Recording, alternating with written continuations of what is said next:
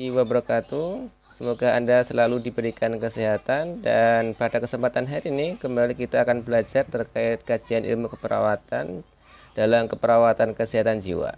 Topik kali ini yang akan saya sampaikan adalah terkait tentang gangguan hubungan sosial. Baik, kita langsung saja. Kita mulai dari manusia ya. Kita ketahui bahwa manusia adalah suatu makhluk sosial ya. Jadi dia mempunyai hubungan antara individu satu dengan individu yang lain atau manusia satu dengan manusia yang lain. Nah, hubungan interpersonal yang sehat ya. Jadi manusia itu mempunyai hubungan interpersonal ya. Interpersonal itu antara individu satu dengan individu yang lain. Dikatakan sehat apabila ia terlibat dalam suatu hubungan intim ya. Jadi manusia ini terlibat dalam suatu hubungan yang intim dan tetap dapat mempertahankan identitas dirinya. Jadi dia tetap dapat mempertahankan identitas pada dirinya sendiri. Karakteristik hubungan ini adalah menurut Stewart Sand Sullivan ya, peka terhadap kebutuhan orang lain dan saling menghargai ya. Jadi hubungan sosial atau makhluk sosial ini dia peka terhadap orang lain dan saling menghargai. Nah, ini dikatakan nanti hubungan interpersonal itu sehat, yaitu peka terhadap kebutuhan orang lain dan saling menghargai. Nah, menurut Roger ya, bisa dikatakan bahwa hubungan interpersonal yang sehat itu adalah dia mempunyai komunikasi yang terbuka ya, kemudian menerima orang lain sebagai orang yang mempunyai nilai sendiri ya. Jadi kita tidak memaksakan suatu kehendak nilai kita terhadap orang lain, tapi kita menerima orang lain sebagai orang yang mempunyai nilai sendiri. Nah,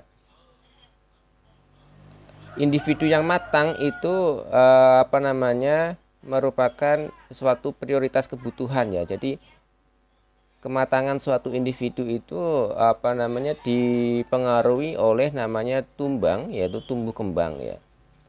Pertumbuhan kembang pada waktu dia masa mulai bayi sampai dia masa dewasa. Sehingga prioritas kebutuhan mempertahankan tingkat hubungan merasa puas berhubungan dengan orang lain. Nah, adanya perasaan kepuasan menjalin hubungan dengan orang lain ini dipengaruhi oleh kemampuan individu dalam bereaksi atau melakukan interaksi dengan orang lain, di mana interaksi ini dipengaruhi oleh pertumbuhan dan perkembangan sewaktu dia masa bayi sampai dia masa dewasa. Dan kemudian adanya rasa puas ya, ada rasanya puas berhubungan dengan orang lain akan menimbulkan adanya perasaan empati ya, perasaan empati. Jadi kemampuan individu ya dalam kemampuan menjalin hubungan interpersonal dengan satu dengan yang lain itu dipengaruhi oleh pertumbuhan dan perkembangan. Baik, kita bahas terkait ini ya, pertumbuhan perkembangan, bagaimana kalau pertumbuhan perkembangan itu mempengaruhi kemampuan individu dalam menjalin hubungan interpersonal dengan individu satu dengan individu yang lain. Perkembangan ya berhubungan dengan berkaitan dengan proses tumbang ya, teori Sullivan, Erikson, Haligers ya. Pada masa bayi itu ada kebutuhan biopsiko ya dan psikologis, ini tergantung orang lain yaitu ibu. Ketika kebutuhan fisiknya, psikologisnya ya itu tidak dipenuhi oleh ibu ya, maka dia timbul ketidakpercayaan diri ya. Dan pada masa ini adalah masa percaya dan tidak percaya atau trust dan mistrust ya. Kemudian pada masa kanak-kanak dia mengembangkan diri sebagai individu. Nah, pada masa-masa kanak-kanak mengembangkan diri sebagai individu. Kemudian konflik terlalu dikontrol ya. Jadi pada masa-masa kanak-kanak konflik terlalu dikontrol dan overprotective dari seorang kedua orang tuanya. Nah, individu yang independen ya, kasih sayang yang tulus, aturan yang konsisten dan komunikasi terbuka itu juga akan membawa kemampuan individu dalam menjalin hubungan interpersonal satu dengan yang lain. Kemudian pada masa pra-remaja dan remaja ya, ini mengembangkan hubungan intim dengan masa sejenis ya atau lawan jenis dan mempelajari perbedaan nilai di dalam masyarakat. Nah, konfliknya adalah apa? Ada keseimbangan hubungan teman dan orang tua. Jadi di sini pada masa remaja ini pengembangan hubungan intim dengan teman sejenis ini perlu pendampingan antara orang tua dengan seorang anak ya, bagaimana nanti cara berkomunikasi, bagaimana cara berinteraksi dengan lawan jenis pada masa pra-remaja. Kemudian pada masa remaja ini mempelajari perbedaan nilai dalam masyarakat. Nah, kemampuan remaja dalam mempelajari perbedaan nilai juga akan berdampak pada cara bagaimana seorang remaja itu membangun hubungan interpersonal satu dengan interpersonal yang lain. Kemudian pada masa dewasa muda ya, ini ada peningkatan kemandirian ya. Pada dewasa muda ada peningkatan kemandirian dan mempertahankan hubungan interdependen dan membentuk kehidupan baru. Misalkan ini bekerja, menikah. Nah, ini sudah membentuk suatu hubungan interpersonal yang lebih dalam lagi ya. Misalkan menikah, berkeluarga, seperti itu. Pada masa dewasa pertengahan ini ketergantungan anak menurun ya. Jadi mengembangkan akses baru dan mempertahankan hubungan independen antara orang tua dan anak ya. Jadi pada masa pertengahan ini sudah seorang individu bisa menjadi seorang orang tua ya, menjadi orang tua ya, di mana dia ketergantungan anak menjadi menurun terhadap orang tuanya yang terdahulu, dan mengembangkan aktivitas kegiatan-kegiatan baru dan mempertahankan hubungan interdependen antara orang tua dan anak. Dan masa dewasa akhir ini proses kehilangan ya, ketergantungan menikah dan perlu dukungan keluarga dan lingkungan. Jadi masa dewasa akhir itu mulai dia arah ke lansia ya. Jadi mulai ada proses kehilangan, jadi berpisah dengan orang tua, kemudian ketergantungan meningkat karena semakin tua dan perlu dukungan keluarga dan lingkungan. Nah, masa-masa pertumbuhan perkembangan ini mempengaruhi individu dalam menjalin hubungan interpersonal antara individu satu dengan individu yang lain.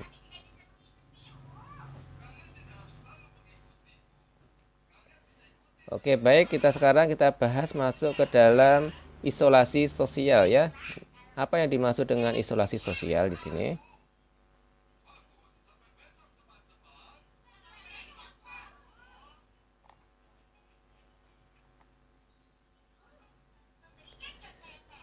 Isolasi sosial adalah suatu keadaan ya, kesendirian ya, suatu keadaan kesendirian yang dialami oleh seseorang karena orang lain menyatakan sikap yang negatif dan mengancam ya. Keadaan kesendirian ya, dia terjadi kesendirian yang dialami seseorang karena orang lain menyatakan sikap yang negatif terhadap dirinya dan mengancam dirinya. Maka orang itu bisa saja terjadi menarik diri atau isolasi sosial. Menurut Kapernito ya, pada tahun 2006 menyatakan bahwa isolasi sosial adalah suatu keadaan kesendirian yang dialami oleh individu atau kelompok yang mengalami atau merasakan kebutuhan keinginan ya untuk meningkatkan keterlibatan dengan orang lain tetapi tidak mampu membuat kontak ya. Jadi individu mempunyai keinginan untuk berinteraksi dengan orang lain tetapi individu ini tidak mampu membuat suatu interaksi atau kontak dengan orang lain. Maka dikatakan sebagai isolasi sosial. Menurut WF Maramis ya, isolasi sosial ini rasa terisolasi ya, tersekat, terkunci, terpencil dari masyarakat ya. Rasa ditolak, tidak disukai orang lain dan rasa tidak enak bila berkumpul dengan orang lain. Lebih suka menyendiri ya. Sedangkan menarik diri adalah menunjukkan tingkah laku dan sikap dari isolasi. Jadi menarik diri itu wujud dari tingkah laku dan sikap dari isolasi sebagai pembelaan psikologik. Jadi isolasi sosial menurut Maramis ini rasa terisolasi, tersekat, terkunci ya, terpencil dari masyarakat, rasa ditolak, tidak disukai orang lain dan rasa tidak enak bila berkumpul dengan orang lain. Lebih suka menyendiri. Nah, wujudnya apa? Yaitu menarik diri ya, menunjukkan tingkah laku dan sikap ya. Itu menunjukkan dari isolasi diri. Jadi isolasi itu wujudnya adalah menarik diri atau menyendiri.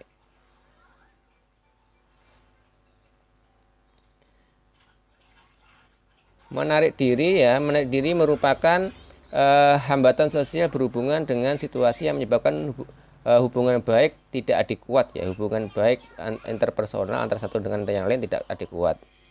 Terlalu halus perasaan ya, terlalu peka ya terhadap kritikan ya, penolakan dan rasa malu ya. Jadi orang-orang yang mempunyai perasaan yang terlalu harus, terlalu peka terhadap kritikan itu kadang-kadang lebih dia apa namanya menyikapi suatu stresor itu berlebihan ya. Dia menarik diri. Penolakan dan rasa malu ya. Kemudian withdrawal ya, penarikan diri. Suatu tindakan pelepasan diri ya, baik dari perhatian maupun minatnya terhadap lingkungan secara langsung ya, isolasi diri.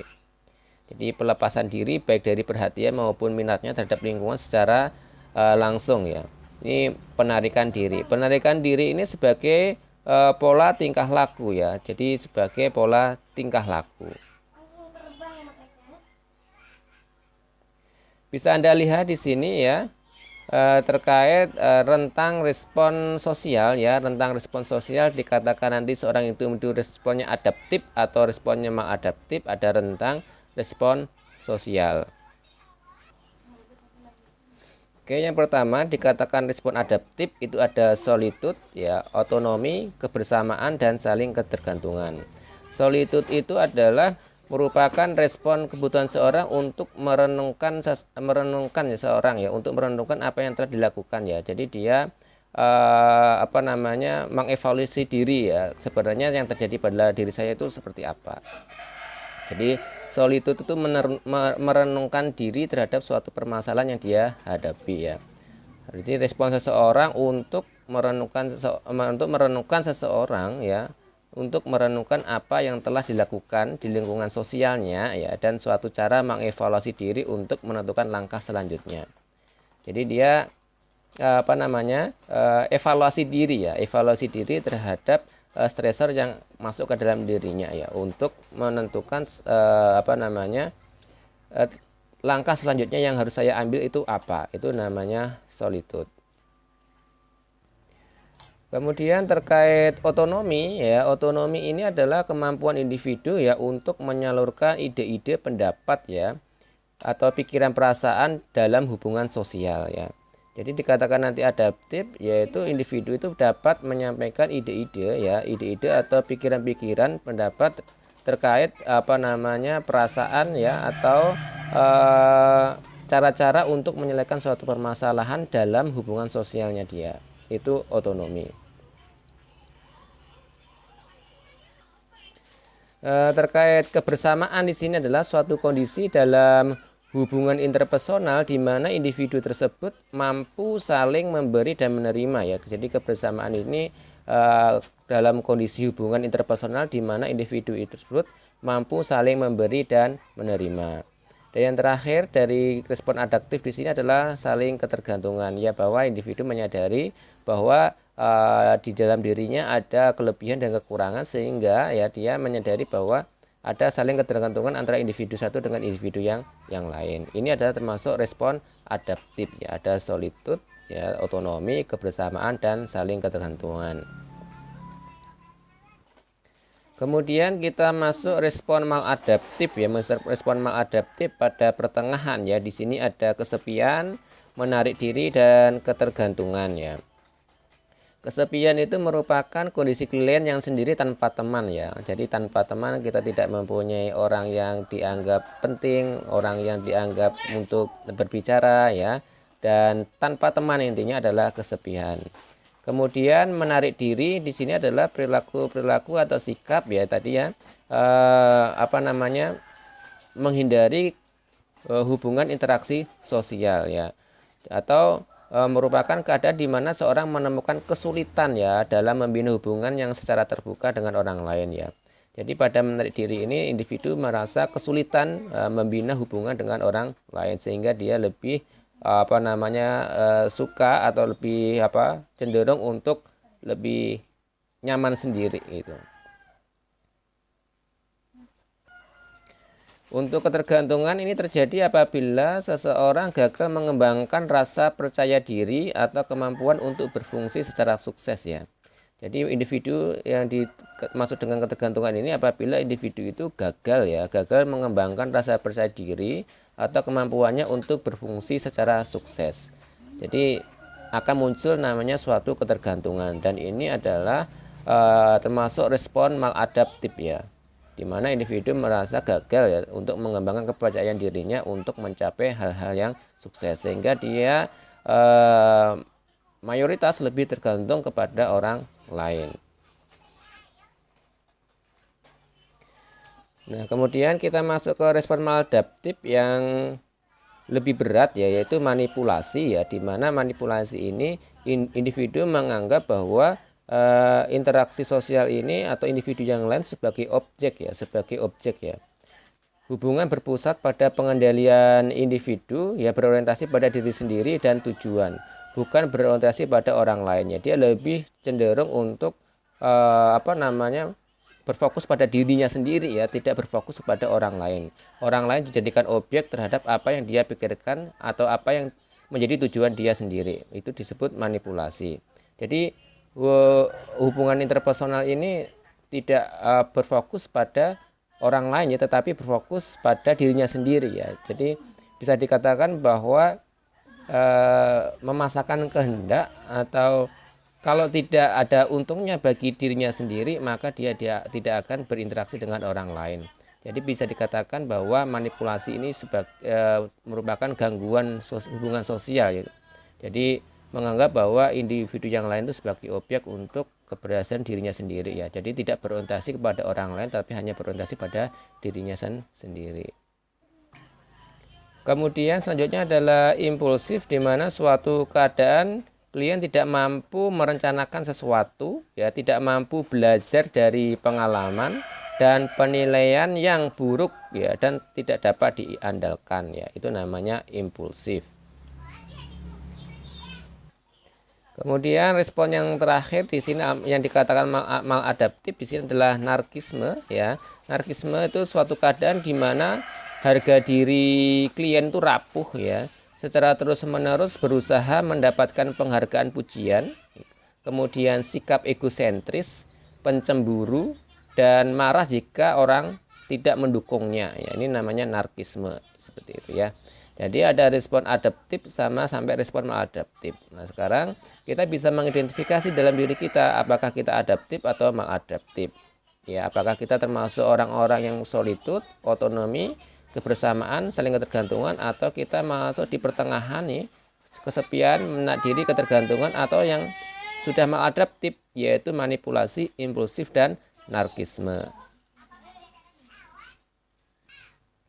Oke, selanjutnya adalah bagaimana manifestasi klinik ya dari isolasi sosial sini. Maka individu dengan isolasi sosial akan mempunyai ciri-ciri atau tanda-tanda. Yang pertama adalah apatis ya. Apatis itu tidak berespon ya terhadap stresor dari lingkungan. Kemudian ekspresi sedih dan afeknya tumpul. Afek tumpul itu berarti bahwa tidak berekspresi ya. Jadi wajahnya datar saja. Kemudian menghindar dari orang lain atau menyendiri, komunikasinya kurang atau tidak ada, ya klien tidak tampak bercakap-cakap terhadap orang lain atau individu yang lain ya. Jadi klien tidak tampak bercakap-cakap dengan klien atau perawat atau orang lain. Kemudian tidak ada kontak mata ya. Jadi kalau diajak bicara itu lebih pandangannya tidak terfokus pada orang yang diajak bicara, tetapi berfokus kepada hal-hal yang lain. Atau klien sering merunduk seperti itu. Kemudian lebih berdiam diri di kamar ya, klien ini kurang mobilitas. Kemudian menolak berhubungan dengan orang lain ya, klien memutuskan percakapan atau pergi jika diajak bercakap-cakap ya, lebih menghindar dia. Dan tidak melakukan kegiatan sehari-hari ya, lebih cenderung di kamar ya, seperti di kamar, tiduran ya. Jadi tidak melakukan kegiatan sehari-hari. Ini yang dikatakan dimaksud dengan isolasi sosial. Ciri-ciri dari isolasi sosial adalah seperti itu ya. Dapat disimpulkan bahwa ya karakteristik orang yang mengalami isolasi sosial adalah afeknya tumpul ya. Afeknya tumpul itu perasaan dan ekspresinya datar-datar saja. Kemudian perilaku bermusuhan, menyatakan perasaan sepi dan kesulitan membina dengan lingkungan, menghindari orang lain, dan mengungkapkan perasaan tidak dimengerti orang lain ya. Mengungkapkan perasaan tidak dimengerti orang lain. Kemudian apa-apa ini yang faktor yang berhubungan terhadap hal ini ya, faktor-faktor yang berhubungan dengan isolasi sosial. Yang pertama adalah perubahan status mental ya, memang kondisi jiwanya yang berubah. Kemudian yang selanjutnya adalah tidak mampu dalam memuaskan hubungan pribadi ya. Jadi dia tidak mampu dalam memuaskan kehidupan pribadinya sendiri. Kemudian yang kedua adalah nilai-nilai sosial yang tidak diterima ya, dia tidak menerima nilai-nilai sosial yang ada dalam lingkungannya ya. Kemudian perilaku sosial tidak diterima, jadi dia berperilaku tetapi secara lingkungan sosial tidak menerima dia. Kemudian sumber personal tidak adekuat ya, sumber personal tidak adekuat itu berarti adalah kemampuan diri untuk kemampuan diri untuk berinteraksi dengan orang lain yang itu tidak baik atau tidak mampu dalam beradaptasi. Kemudian perubahan penampilan fisik ya, perubahan penampilan fisik ini juga berdampak atau sebagai penyebab seseorang terjadi gangguan isolasi sosial, misalkan dia wajahnya buruk, wajahnya terkena luka bakar, kakinya hanya satu karena pos kecelakaan. Nah, itu perubahan fisik itu juga mengganggu atau sebagai penyebab gangguan hubungan sosial dengan orang lain. Kemudian perubahan keadaan sejahtera ya, perubahan keadaan sejahtera misalkan dari status ekonomi tinggi kemudian jatuh menjadi status ekonomi yang sejahtera rendah, atau kebangkrutan dari suatu usaha yang merubah dia dalam keadaan sejahtera, perubahan dalam keadaan sejahtera. Ini beberapa masalah keperawatan yang muncul ya pada seseorang dengan gangguan interpersonal ya. Yang paling pokok, yang paling utama adalah diagnosa keperawatannya adalah isolasi sosial. Jelas ini ya, diagnosa utama adalah isolasi sosial. Kemudian gangguan persepsi sensorik ya, misalkan visual, auditori, pengecapan, taktil, dan penciuman. Kemudian kerusakan komunikasi verbal ya, berhubungan dengan hambatan psikologi ya. Kemudian harga diri rendah. Kemudian kerusakan interaksi sosial. Tapi yang paling poin pokok utama dalam masalah keperawatan ini pada gangguan interpersonal adalah gangguan isolasi sosial atau isolasi sosial ya, diagnosa keperawatan dengan isolasi sosial.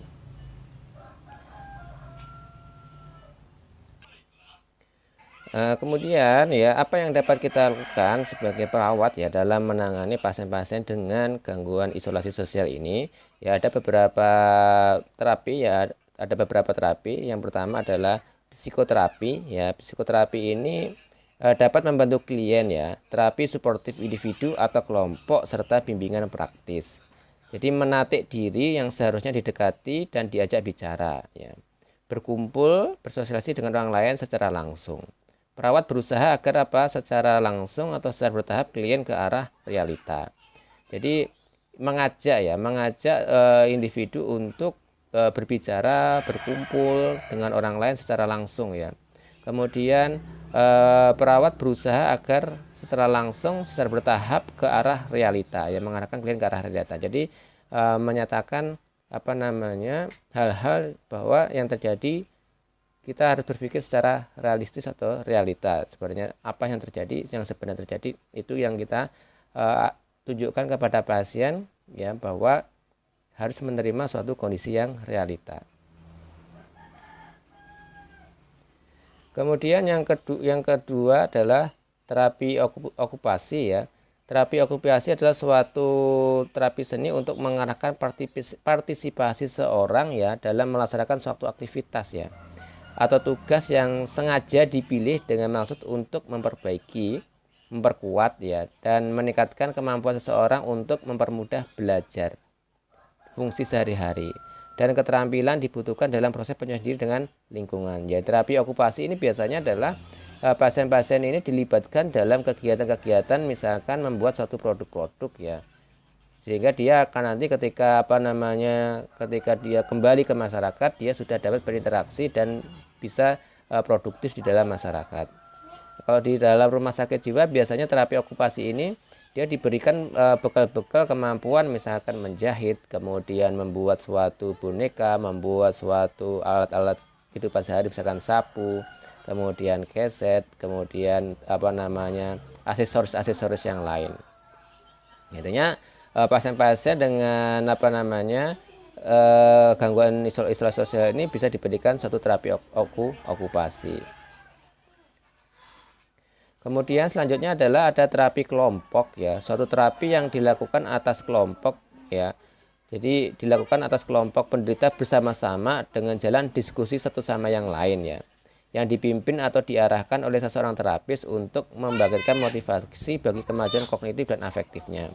Jadi tujuan terapi atas kelompok ini adalah membangun kepercayaan diri pasien untuk berpendapat ya, kemudian berekspresi antara individu satu dengan individu yang lain, sehingga ekspresi dan ide-idenya itu dapat diterima oleh orang lain, dan bagaimana cara mengajarkan bahwa secara nonverbal harus seperti apa ketika berinteraksi dengan orang lain. Ini dari terapi aktivitas kelompok.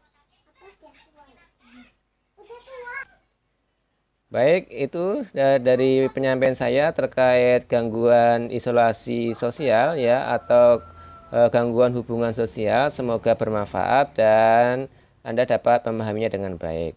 Selamat pagi semuanya. Assalamualaikum warahmatullahi wabarakatuh.